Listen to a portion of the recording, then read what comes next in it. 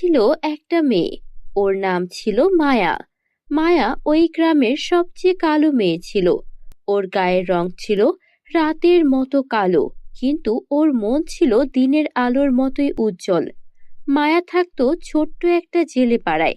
সেখানে ওর সৎমা আর অহংকারী সৎ বোন রূপসী সবসময় ওকে কষ্ট দিত। রূপসী ছিল ফর্সা, আর সবসময় তাই মায়াকে বলতো, এই যে মায়া, তোর গায়ের রং তো কালো, দেখিস কেউ তোকে কখনো ভালোবাসবে না, তোর বিয়েও হবে না। মায়া এসব কথায় অনেক কষ্ট পেলেও কোনো উত্তর দিত না, শুধু জেলেদের সাহায্য করত আর সবার জন্য সুস্বাদু সব মাছ রান্না করত। বন্ধুরা, তোমরা যারা যারা আমাদের চ্যানেলটিতে গল্পটি দেখছো, তোমাদের নাম কমেন্টে লিখে জানাও। আমরা নেক্সট গল্প তোমাদের নাম দিয়ে বানাবো। একদিন গভীর রাতে নদীর ধারে বসে কাঁদছিল মায়া, কারণ দিনের বেলা কাঁদলে সবাই বুঝতে পেরে যাবে। মায়া ওর মনের কষ্ট কাউকে বুঝতে দিতে চাইতো না। ও যখন নদীর ধারে বসে কান্না করছিল, তখনই একজন বুড়ি আসে আর তার হাতে ছিল ছোট্ট একটা বাক্স। তিনি বললেন, মা, তুই দুঃখ করিস না, এই বাক্সে আছে জাদুর সোনা রূপার মেকআপ। এটা তোর হৃদয়ের সৌন্দর্যকে আরো উজ্জ্বল করবে। বুড়ি চলে গেলেন, আর বাক্স খুলে দেখলো মায়া সেখানে আছে সোনা রূপার মেকআপ। আরে, এই বুড়িমা আমাকে এই মেকআপটা কেন দিয়ে গেল? আমি তো আজকের আগে পর্যন্ত কখনো মেকআপ লাগাইনি। আমার সৎমা সৎবোন আমাকে তো কিছুই কিনে দেয়নি, আর এই বুড়িমা আমাকে একটা সোনা রূপার তৈরি মেকআপ দিয়ে গেল। আমি কি এই মেকআপটা লাগিয়ে দেখবো? আগে এটা নিয়ে বাড়ি চলে যাই। মায়া বাড়িতে চলে এলো আর মেকআপটাকে মাথার কাছে রেখে ঘুমিয়ে পড়লো। পরের দিন সকালে মায়া মেকআপটা ওর মুখে খুব সুন্দর করে লাগিয়ে নিল, আর সেই মেকআপ লাগানোর পরে যেন ওর পুরো শরীর একদম পাল্টে গেল। ওর গায়ের রং হয়ে গেল খুব সুন্দর সোনালী আভায় পরিপূর্ণ। গায়ের রং কালোর কালোই থাকলো, কিন্তু ওর চেহারায় অন্যরকম একটা মায়া চলে আসলো। ওর সৌন্দর্য যেন দ্বিগুণ বেড়ে গেল। এটা দেখে হঠাৎ করে মায়ার খুব অবাক লাগলো। কালো রঙের হওয়ায়ও এত সুন্দর হওয়া যায় সেই ধারণা ওর ছিলই না। তখনই এক পরী এসে বলল, আমি সেই বুড়িটা যে রাতে তোমাকে মেকআপ দিয়েছিলাম। আমি কখনোই চাইনি তোমাকে ফর্সা বানাতে, শুধু চেয়েছি তোমার ভেতরের সৌন্দর্যটা তোমাকে ফুটিয়ে তুলতে। এই দেখো, তোমার গায়ের রং কালো হওয়া সত্ত্বেও এই মেকআপটা দেওয়ার পর তোমার গায়ের রং থেকে কি সুন্দর সোনালী আভা বেরোচ্ছে। এতে তোমার আত্মবিশ্বাস আরো বেড়ে যাবে। মনে রাখবে, গায়ের ওই কালো রংটা কোনো ব্যাপারই না, মনের সৌন্দর্যই আসল সৌন্দর্য। মায়াও অনেক খুশি ছিল। সবাই ওর গায়ের কালো রং নিয়ে অনেক প্রশংসা করছিল, কেননা গায়ের কালো রং থাকা সত্ত্বেও মায়াকে যতটা সুন্দর লাগতো, ফর্সা রং থাকা সত্ত্বেও অন্য কোনো মেয়েকে এত সুন্দর আর লাগতো না। এই খবর পৌঁছে গেল জঙ্গলের এক রাক্ষসীর কাছে। রাক্ষসী তো এটা শুনে বেশ রেগে গেল, আর সে ভাবলো, কি, ওই কালী মায়া একটা মেকআপ ব্যবহার করে এত সুন্দর হয়ে গেছে, ওই মেকআপ আমারও দরকার, তাহলে আমিও সুন্দর হব। সে তখন ছদ্মবেশে এলো মায়ার বাড়িতে, আর মায়ার কাছ থেকে ওই মেকআপটা চুরি করে নিল। হা হা হা, এবার আমি এই মেকআপ চুরি করে নিয়েছি, এবার আমাকেও সুন্দর হওয়া থেকে কেউ আটকাতে পারবে না। হা হা হা। এখন রাক্ষসী বসে পড়লো সেই মেকআপটা ওর মুখে লাগাতে, কিন্তু মেকআপ লাগানোর পর ওর সৌন্দর্য বাড়বে তো দূরের কথা, ঘটলো এক বিপত্তি। মুখের এক পাশে মেকআপ লাগাতেই ওই পাশটা পাথরে পরিণত হয়ে গেল। এটা দেখে রাক্ষসী ভয়ে মেকআপ ফেলে সেখান থেকে পালিয়ে গেল। বন্ধুরা, তোমরা যারা গল্পটি দেখছো, তোমাদের নাম কমেন্টে লিখে জানাও। আমরা নেক্সট গল্প তোমাদের নাম দিয়ে বানাবো। এদিকে মায়ার যে সৎ বোন ছিল রূপসী, সে মায়ার এই পরিবর্তন দেখে হিংসায় জ্বলে পুড়ে মরতে লাগলো।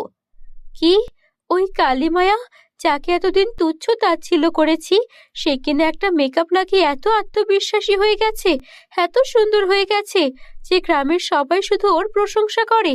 না না, এটা আমি কিছুতেই হতে দেব না।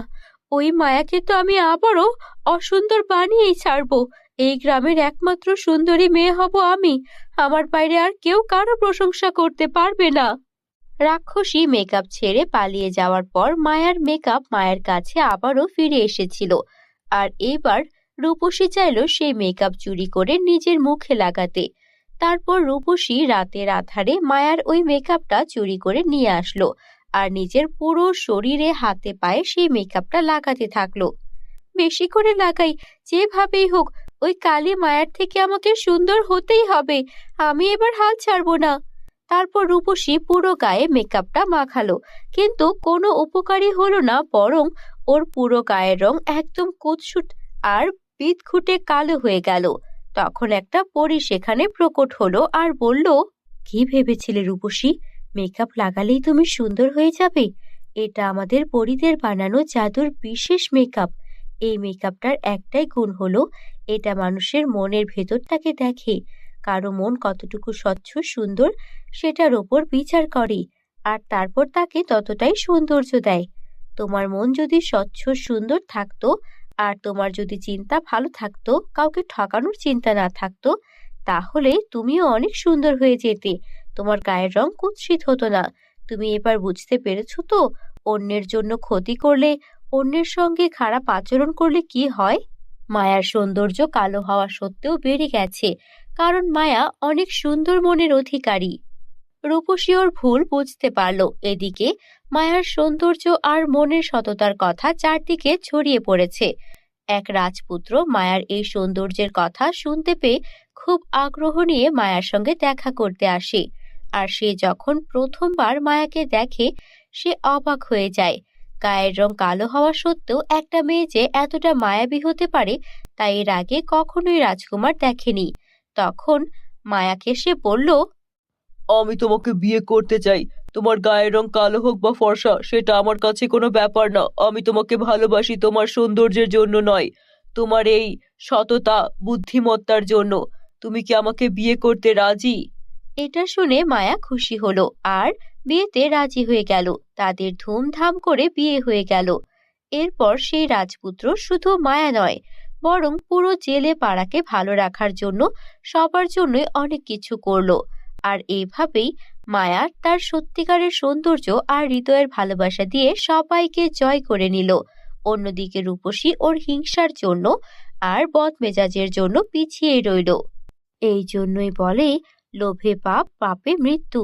তাই আমাদের কোনো কিছু নিয়ে অতিরিক্ত লোভ করা কখনোই উচিত নয়। বন্ধুরা, আজকের গল্পটি তোমাদের ভালো লাগলে একটা লাইক করে দিও। আমাদের চ্যানেলে তোমরা যদি নতুন হয়ে থাকো, চ্যানেলটিকে সাবস্ক্রাইব করতে ভুলো না যেন। অনেক দিন আগের কথা। এক গ্রামে সাউদা ও রিজভী নামের দুই ভাই বোন বাস করত। এক রোড অ্যাক্সিডেন্টে ওদের বাবা মা মারা যায়। এরপর ওরা একদমই একা হয়ে যায়। খবর পেয়ে দূরের গ্রাম থেকে ওদের মামা ওদেরকে নিতে আসে। আর তারপর তারা এখানে কোনো আত্মীয় স্বজন না থাকায় মামার সঙ্গে মামার বাড়িতে চলে যায়। মামার আগে থেকেই দুই ছেলে ছিল। একজনের নাম স্বজন, অন্যজনের নাম রিপন। স্বজন ও রিপন দুই ভাই। তারা একে অন্যের সঙ্গে সবসময় মারামারি লাগিয়ে রাখত। এটা নিয়ে মামা মামি অনেক বিরক্ত হতো আর তাদেরকে অনেক শাস্তিও দিত। হুট করে সাউদা ও রিজভী চলে আসায় স্বজন ও রিপন আরও বেশি অত্যাচার শুরু করে দেয়। তারা দুই ভাই একদিন একে অন্যের সঙ্গে অনেক বেশি মারামারি করছিল। আর ওদের মারামারিতে ওদের বাবার শহর থেকে আনা অনেক সুন্দর একটা ফুলদানি ভেঙে যায়। এতে তাদের বাবা ভীষণ রেগে যায়। তাই স্বজন ও রিপনকে কড়া রোদের মধ্যে কান ধরিয়ে দাঁড় করিয়ে রাখে। আর এইসব কিছু তাদের বাড়ির পাশে থাকা এক প্রতিবেশী এসে দেখতে থাকে। তারা প্রায়ই এভাবে স্বজন ও রিপনের শাস্তিগুলো দেখত আর মজা নিত। অন্যদিকে সাউদা ও রিজভীও কোনো দিকে কম ছিল না। ওরা দুই ভাই বোন নানা রকম দুষ্টুমি করত। তাদের মামা তাদেরকে বকাঝকা করলেও ওদের খাবার দাবার পোশাক আশাকে কোনো কমতি রাখত না।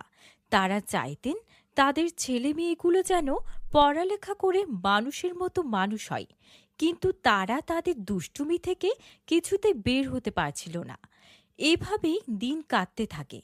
একদিন সাউদা ও রিজভী একে অন্যের সঙ্গে ঝগড়া করছিল। তাদের মামা শহর থেকে এক হাঁড়ি মিষ্টি এনেছিল। এই মিষ্টি কে আগে খাবে তা নিয়ে দুই ভাই বোনের মধ্যে ঝগড়া শুরু হয়। আর ঝগড়ার এক পর্যায়ে ওদের হাত থেকে সেই মিষ্টির হাঁড়িটা নিচে পড়ে যায়। সব মিষ্টি তো নষ্ট হয়ই, সাথে হাঁড়িটাও ভেঙে যায়। এটা দেখে রিজভী অনেক ভয় পেয়ে যায়।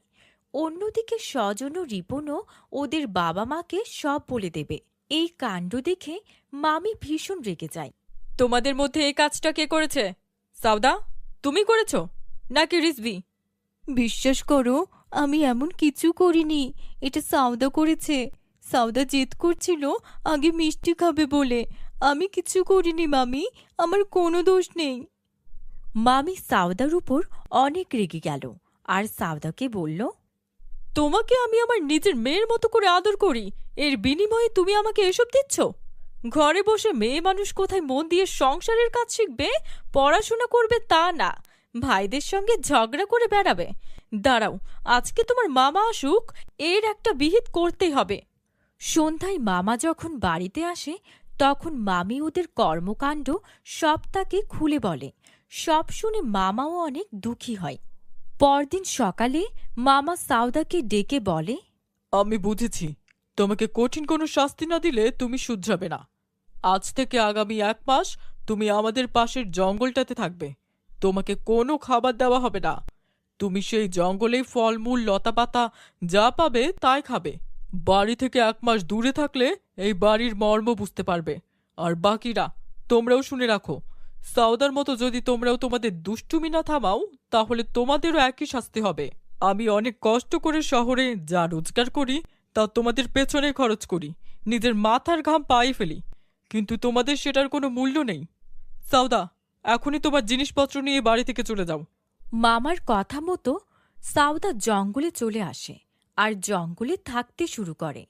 জঙ্গলের কিছু বড় বড় পাতা দিয়ে সাউদা থাকার জন্য একটা ছোট্ট ঘর বানিয়ে নেয়। আর তারপর জঙ্গলে বিভিন্ন ফল গাছ খুঁজতে থাকে আর সেখান থেকে কিছু ফলমূল আর লতাপাতা খেয়ে দিন কাটাতে থাকে।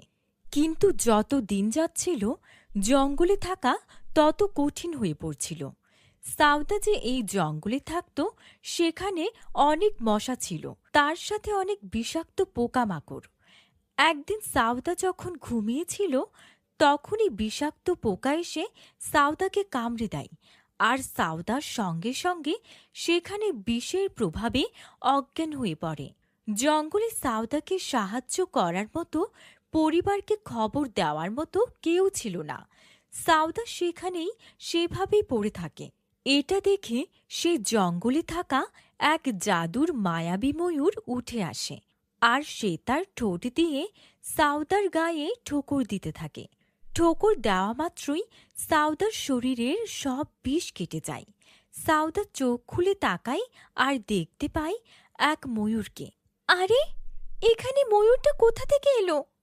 আর আমার শরীর তো বিষাক্ত হয়ে গিয়েছিল, আমিই বা ভালো হলাম কি করে? তখনই সেই ময়ূর কথা বলতে শুরু করে। ভয় পেও না সাউদা, আমি এক জাদুর ময়ূর। আমার পুরো শরীর সোনা দিয়ে তৈরি। তুমি অনেক কষ্টে আছো, এটা আমি বুঝতে পেরেছি। তুমি বরং এক কাজ করো, আমার এখান থেকে একটা পাখা তুলে নাও আর তারপর সেই পাখাটা তোমার মামার কাছে নিয়ে যাও।